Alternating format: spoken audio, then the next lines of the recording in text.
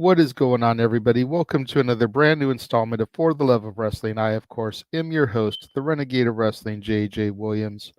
Happy Thursday. Good to see everybody today. Got a lot to discuss from last night's Dynamite, so let's go ahead and get right down to it. The show kicked off with the brand new IWGP World Heavyweight Champion coming down to the ring, Jon Moxley, to address the crowd. He talks about his struggles, how one of the first championships he ever won was in Indianapolis, where the show took place. He talks about coming up in the industry and how long he's been chasing the IWGP Championship. It then turns into a bit of a rah-rah speech based off of everything AEW's been going through as of late, before turning into a challenge to Powerhouse Hobbs for next week on Dynamite. We then go backstage, and Mercedes Moné addresses whomever attacked her last week, puts the entire women's division on notice. She doesn't know if it was Willow going after her again, after she holds Willow responsible for injuring her at Resurgence last year. She said the lights go out, so it could easily been Julia Hart, because that's the House of Black shtick. But I've been sitting here thinking, what if it was Jamie Hayter or Dr. Britt Baker, DMD? Both of them have been MIA for a bit. You got to figure Jamie Hayter's getting ready to come back. You know they're going to want to start a build towards her in Wembley Arena. Britt having to kept off TV because she wanted to make the fans miss her. So they make you believe there's somebody else involved in these attacks, but really it's these two women who are getting ready to come back. Something to think about. What do y'all think of that? We then had Adam Copeland and Willow Nightingale versus Brody Keane and Julia Hart. And after Adam Copeland comes to the ring, they hit Willow's music, go to the back, and we find Willow laid out. She's been attacked backstage, so now it's a handicap match, but the men can only wrestle the men, and the women can only wrestle the women. So Julia Hart is there. She just can't get in the ring at this point. Of course, towards the end of the match, Willow comes out, gets the hot tag, but thanks to a steel chain around her fist, Julia Hart lays out Willow, locks her in the Heartless submission, gets the victory. After the match, Mercedes comes out and chases off the House of Black. Not sure if it was out of respect for Willow or out of respect for Adam Copeland, but nonetheless, she did the right thing there and chased the House of Black off. We had a Samoa Joe interview with Renee where he basically gave the same speech that most champions give. Swerve is a choke artist, can't win the big one. I seem to remember Kinsey Page saying these same things on NWA Power when addressing Natalia Markova this week. I could be wrong. Let's try and be a little bit more original. Let's try and come up with some new champion promos for their challengers, because they're just repetitive. Everybody says the same thing. We started to run an FTR versus the Bucks video package, but the Bucks cut it in order to cut a promo. Tony Khan is sitting right there, seemingly having zero issue with the fact that the Bucks cut this promo. I get it's part of the storyline, but again, TK, you need to not be right there when these clowns are doing these antics. It just makes you look bad. We then go into a trios match, and it's the Elite, Kazuchika Okada and the Bucks versus Daniel Garcia, Penta, El Cielo Miedo, and Pac the Bastard. And this was actually a really damn good match. Thankfully, 4 of the 6 men are actually very talented. The Elite got the win with a super kick party into the Rainmaker Lariat. Post-match, the Elite tried to beat down Daniel Garcia even further until Pac comes back into the ring to stop the assault. All in all, this was solid. I'm going to give the Devils their due when they earn it, and this match definitely earned it. We then had a segment where Taz brokers a conversation between Chris Jericho and his son Hook. Jericho's trying to get Hook to sit under the learning tree that is Chris Jericho. Hook wants no part of it. Taz tries to get involved multiple times to the point where Jericho finally pushes Taz down. This gets Hook pissed off. Challenge is made, and a match is set for Dynasty with Hook versus Jericho for the FTW title. Whatever. Swerve Strickland then cut a promo saying the same stuff that a challenger would retort to the champion when put down the way that Joe did. But then he said that he's going to see him in the ring later in the night. He wants to address Joe face to face.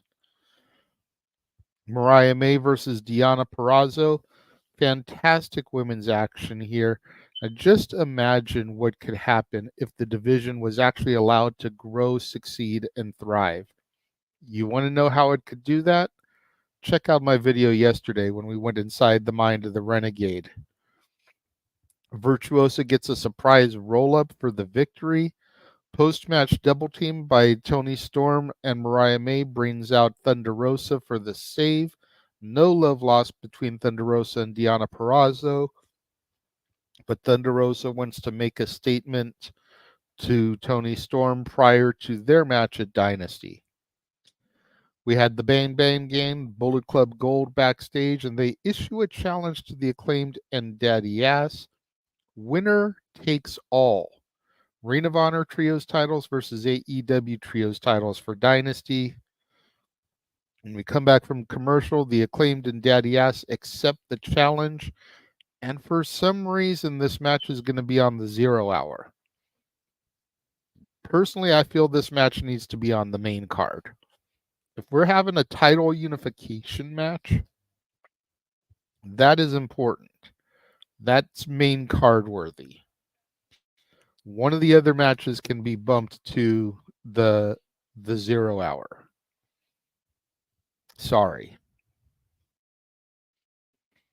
We then get Orange Cassidy versus Shane Taylor.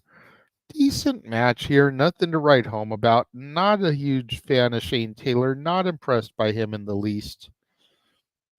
Trent Beretta came out post-match to try to further the story between he and Orange Cassidy. Main event match was Will Ospreay versus Claudio Castagnoli. This is an absolute banger. Don Callis was on commentary. The family gets involved post-match. Mox comes in for the save. Basic Don Callis family shenanigans here in this match. The real main event was our in-ring promo from Swerve where he went face-to-face with Joe. Things got heated. Fists started flying, but Swerve was laid out, and Joe stood tall at the end of the night. All in all, it was a decent show. Not a great show by any stretch of the imagination. Definitely better than last week's, which I gave a -1 to. I'm going to give this week's Dynamite a 7 out of 10. There definitely was some lackluster stuff that I could have done without, stuff that needed improvement. Yeah, that's about that. Going to take a second, as we always do before the shows, run our watch-along trailer here, show you all the watch-alongs that'll be coming up across the multiverse of media. Come back, hit you with the shills, and then I will be out of here. Stay tuned.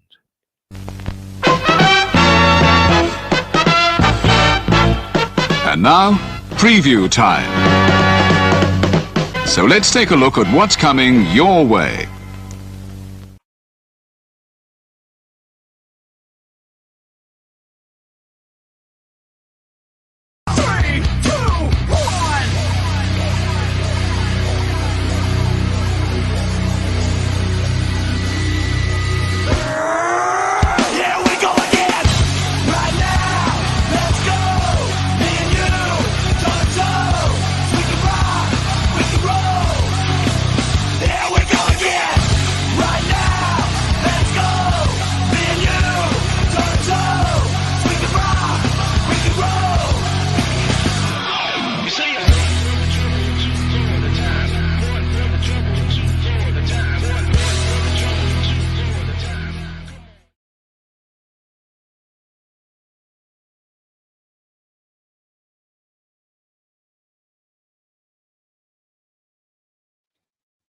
And we are back. Again, thank you all for joining me and tuning in. If you missed it yesterday, go back to the archives, check out Inside the Mind of the Renegade, where I discussed what I would do to save AEW, the changes I would make to bring it back to a promotion that actually has some prominence and glory and could seriously compete.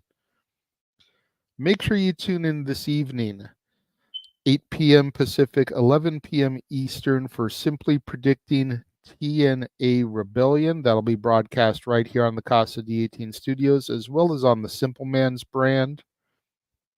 Tomorrow, Simply Predicting for AEW Dynasty, again here on the Casa D18 Studios and the Simple Man's brand. That'll be at 5 p.m. Pacific, 8 p.m. Eastern. And then, of course, we've got those watch-alongs for Saturday and Sunday, respectively. Rebellion on Saturday, Dynasty on Sunday. I believe we're going live for both shows at 4 p.m. Pacific, 7 p.m. Eastern.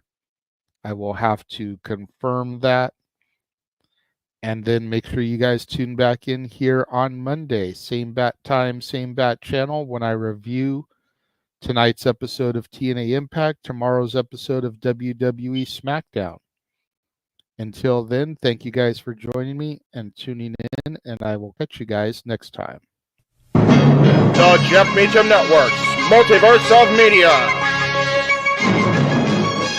For over 15 years, the recognized symbol of excellence and the standard bearer in coverage of sports and entertainment.